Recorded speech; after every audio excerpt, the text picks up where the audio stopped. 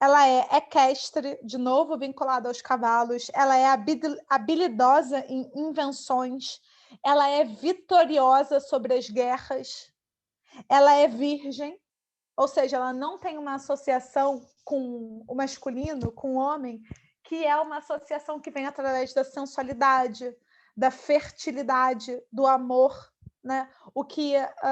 Essa é uma característica comum das antigas deusas, né? Deusas do sexo, do amor, da sensualidade, da fertilidade, por aí vai. Ela é protetora de cidades, ela é campeã, salvadora e ela é nascida da cabeça.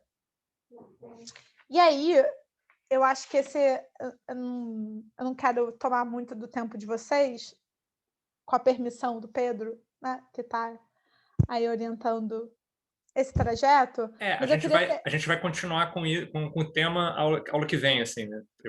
Você vai falar mais de Atena, então vê aí um momento da gente ir se aproximando da conclusão para hoje. Tá. Eu acho que eu tenho essa última história para falar, que é a história do nascimento dela, né? E aí a gente tem algumas das histórias do nascimento de Atena, mas uma delas, que é a mais célebre, a mais famosa, eu queria compartilhar hoje, que é a seguinte. Zeus, antes de ser casado com a deusa Hera, que era foi sua esposa e irmã, Zeus, ele foi casado com uma outra divindade, com a deusa Metis. E a deusa Metis, ela, antes de Atena, ela era uma deusa que era, de novo, gente, Metis, Medusa, Medeia, Medos, né? Essa raiz comum. Metis era chamada de a sábia dentre os imortais. Ela era a deusa da sabedoria. Ela também era vinculada a Mares. Ela também era vinculada à prudência, à astúcia, ao bom conselho. Então, tudo isso que vai ser associado a Atena, antes era associado a Metis.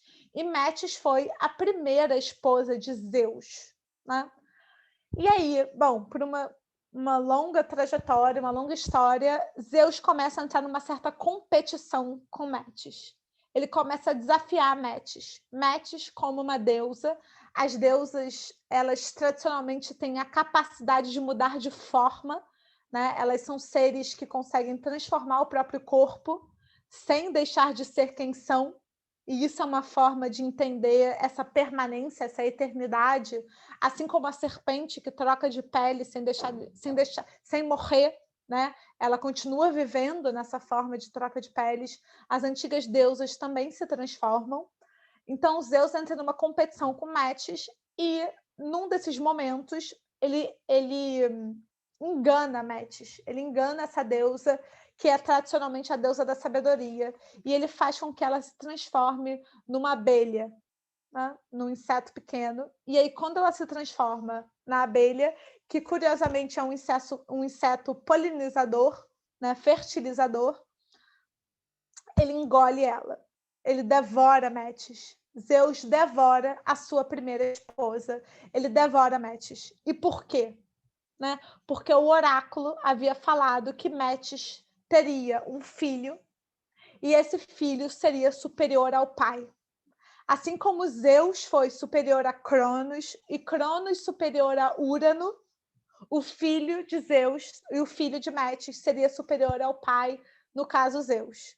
Então Zeus, querendo de alguma forma reter esse poder na sua figura, ele vai engolir a sua esposa grávida e vai, alguns dizem, incorporar a sabedoria. Outros dizem destruir a sabedoria matriarcal, né? A deusa sábia. Ele vai destruir a deusa sábia. E ele vai engolir a deusa grávida e ele vai se tornar o senhor soberano.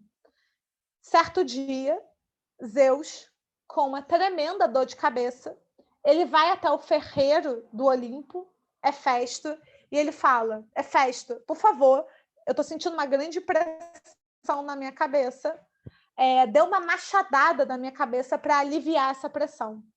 E aí Hefesto abre a cabeça de Zeus e Zeus vai parir de sua cabeça Palas Atena, a deusa vai nascer adulta da cabeça do pai, vestida para a guerra e com um grito de guerra. Atena veste, né, ela nasce vestida e preparada para a guerra, adulta da cabeça do seu pai. Essa é uma ginástica mitológica, né, que mostra como essa sabedoria vai ser destruída pela sabedoria patriarcal e incorporada dentro da lógica guerreira. E a deusa Atena, que vai substituir de alguma forma, ou vai se apropriar de alguma forma das características e das virtudes de sua mãe, uma deusa sábia, ela vai nascer como uma deusa da sabedoria da guerra, adulta, vestida para a guerra, com um grito de guerra.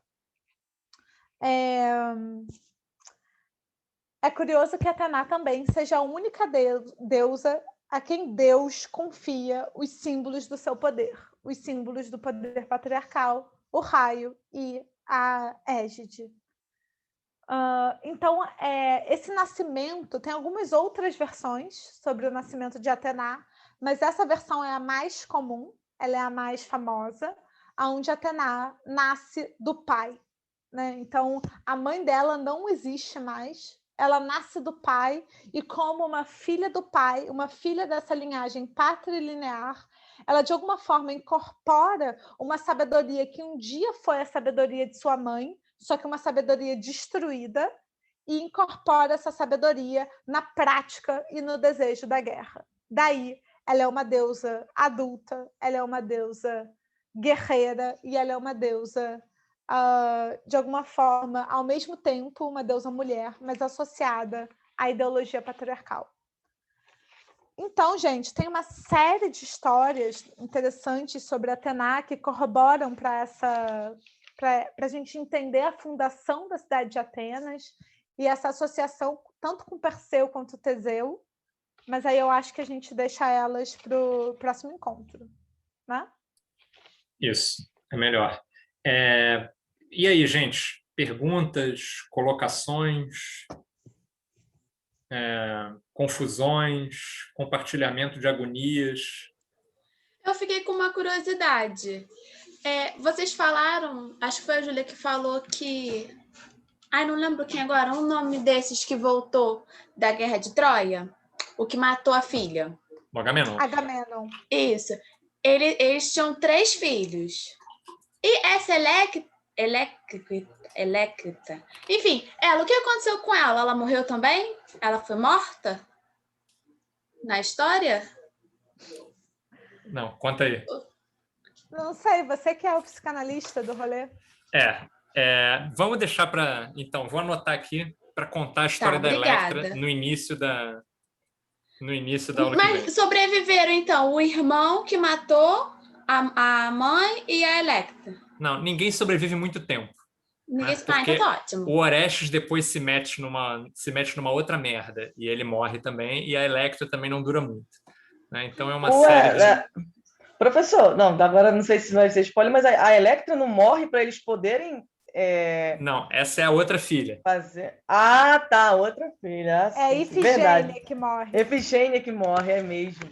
Porque para garantir a vitória deles em Troia, a morte dela tem que ser dada. Então, eles só conseguem, teoricamente, eles vencem a Guerra de Troia porque ofereceram esse sacrifício à deusa, né? Isso. Maneiro. Beleza. Então, estamos devendo uma história sobre Electra, né? E aí a gente continua com as histórias da Atena também. E aí eu vou entrar depois no Perseu. No Teseu. Mais alguma coisa?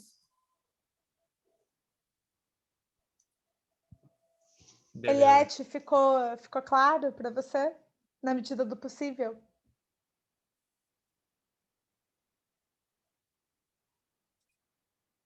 Sim. Eu não estou ouvindo, mas... Você tá com o áudio desligado, Eliette.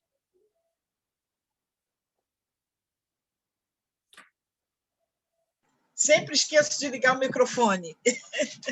Não, eu estou dizendo, na medida do possível, como você falou, né? Eu acho que eu tenho muito ainda que ler, porque algumas coisas ainda... É muita história, cara. Muita história. Mas tá dando, tá indo. Beleza. Então tá bom, galera. Eu já vi que eu vou demorar um pouco para botar esse vídeo no ar, porque como deu crash no meu Zoom aqui de novo, eu vou ter que pedir ajuda para converter o vídeo. Então, eu só vou conseguir botar a aula online, vai demorar um pouco para botar a aula, para subir a aula, tá? Mas eu vou acabar subindo ela. Então, beleza, gente. A princípio, nos vemos na aula que vem. Prestem atenção lá no Classroom da gente, que lá naquela seção lá onde tem os links, o material e tal, né?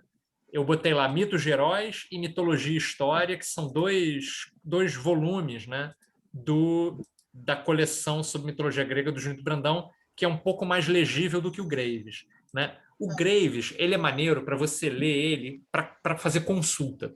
Tipo assim, não dá para pegar... É muito difícil pegar o Graves e ler de cabo a rabo. Assim, né? O que acontece?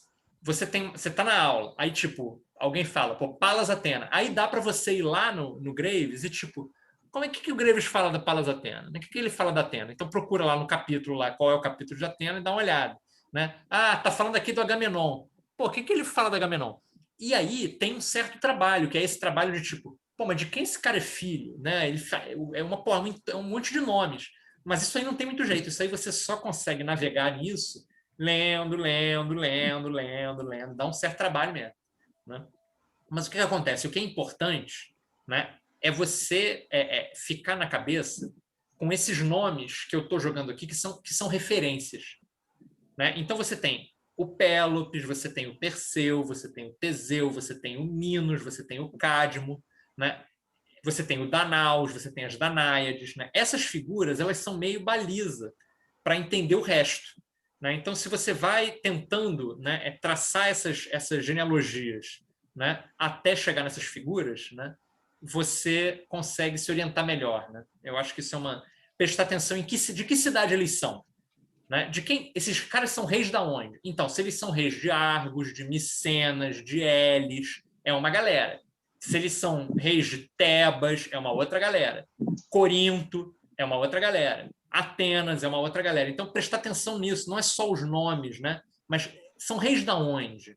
Né? São filhos, né? São descendentes de que linha? Né? Então, isso aí é importante. Né? Ajuda um pouco a se orientar. Mas dá trabalho mesmo. Né? Dá muito trabalho de se orientar. Demora um pouco. Né? Beleza? Então tá bem, gente. Então, bom, semana que vem estamos aí. Júlia vai continuar aqui nos brindando com sua sabedoria. Beijos, abraços a todas e todos. Até mais.